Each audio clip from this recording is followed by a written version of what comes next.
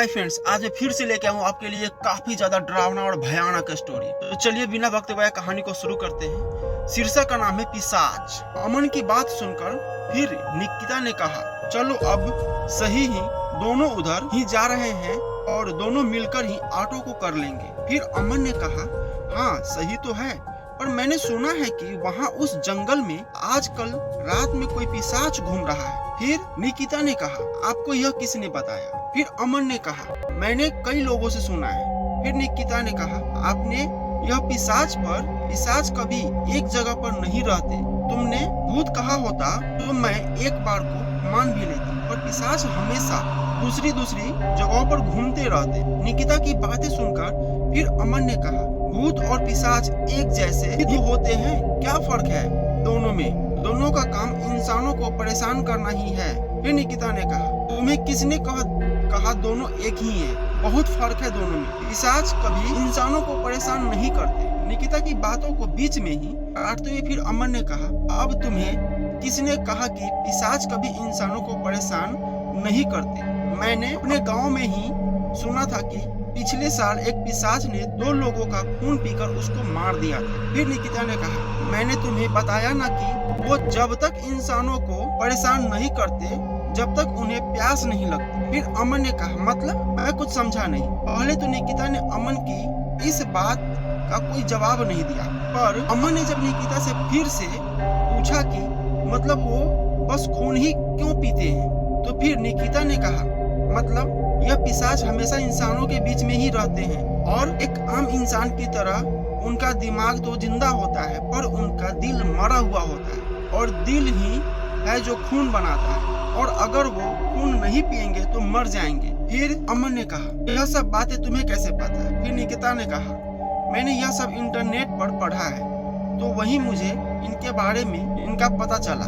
उसके बाद अमन ने कहा, मेरा एक सवाल और है। फिर निकिता ने कहा, कौन सवाल? फिर अमन ने कहा, यह पिशाच इंसानों का खून क्यों पीते हैं? यह जानवरों का भी तो खून पी सकते हैं। फिर निकिता ने कहा, इंसानों का खून इसलिए पीते हैं ताकि वो जवान रहे, और इसलिए क्योंकि इंसानों का खून टेस्टी होता है। निकिता की बातें सुनकर अमन निकिता को अजीब ढंग से देखने लगता है। तभी निकिता ने हंसते हुए कहा, अरे मैं मजाक कर रही थी, तुम तो मुझसे ऐसे पूछे रहे हो जैसे मैं ही पिशाच नहीं हूँ, और वो सब मुझसे पूछकर इंसानों का खून पीते हैं। निकिता की बातें सुनकर अब अमन भी थोड़ा सा हंसता है, फिर अपनी हंसी रोक कर कहता है, और निकिता, तुमने कहा था कि पिशाच इंसानों के बीच में ही रहते हैं, पर मैंने तो कभी उन्हें नहीं देखा।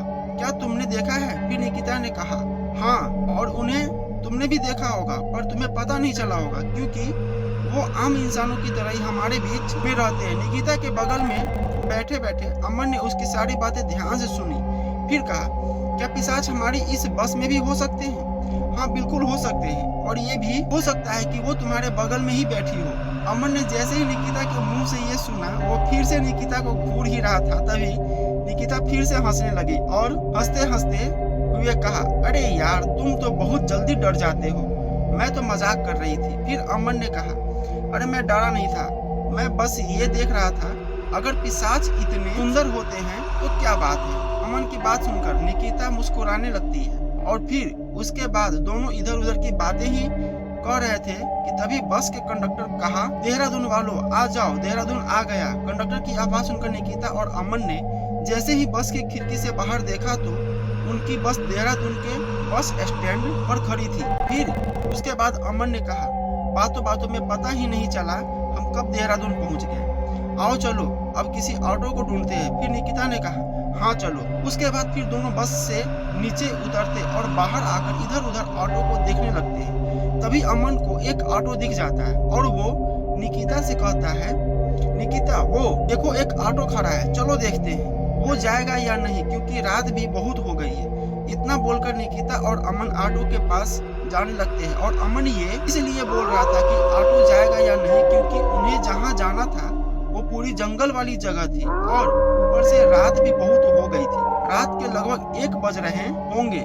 अमन और निकिता ऑटो के पास जाते और अमन ऑटो वाले से बोलता है, हाँ भैया खाली हो? अमन की बात सुनकर वो ऑटो वाला बोलता है, हाँ भैया जी खाली है, तभी तो यहाँ खड़े हैं, हाँ बताओ कहाँ जाना है? फिर अमन बोलता है, भैया जी थाने जाना है। अमन के इतना बोलते हैं ऑटो वालों ने कहा, ना भैया जी मैं उधर नहीं जाऊंगा इस समय। फिर अमन ने कहा, क्या हो गया भैया जी, आप डरते हो क्या? अरे डरो मत, हम हैं ना आपके साथ।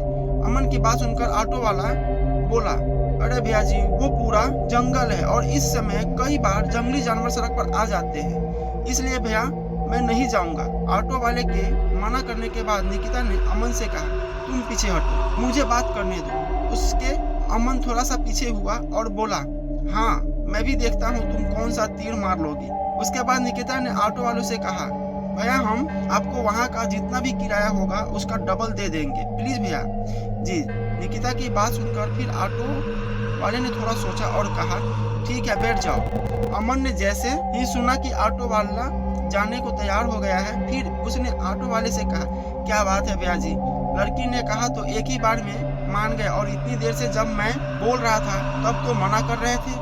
फिर निकिता ने अमन की बात बीच में रोकते हुए ऑटो वाले से कहा, भैया वैसे हम कितने बजे तक वहाँ पहुँच जाएंगे? फिर ऑटो वाले ने कहा, मैडम तुम लोग अभी ऑटो में बैठ जाओ तो 2 बजे तक पहुँच जाएंगे, पर ये भैया ऐसे ही बातें करते रहेंगे तो मुझे लगता है कि यहीं पर 3 या 4 तो बज ही जाएंगे। फिर अमन ने कहा, सुना तुमने निकिता, ये ऑटो वाले भैया क्या बोल रहे हैं कि तुम ऐसे ही बातें करती रहोगी तो हमें यही सुबह हो जाएगी, इसलिए जल्दी ऑटो में बैठो। अमन की बात सुनकर निकिता ने थोड़ा सा हंसते हुए कहा, हाँ महाराज माफ कर दो मुझे और अब ऑटो में बैठ जाओ।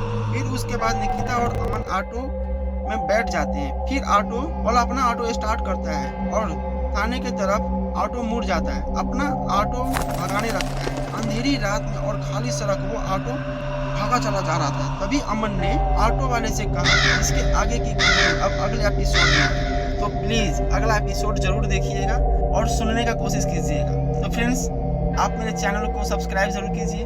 मिलते हैं अगले स्टोरी में।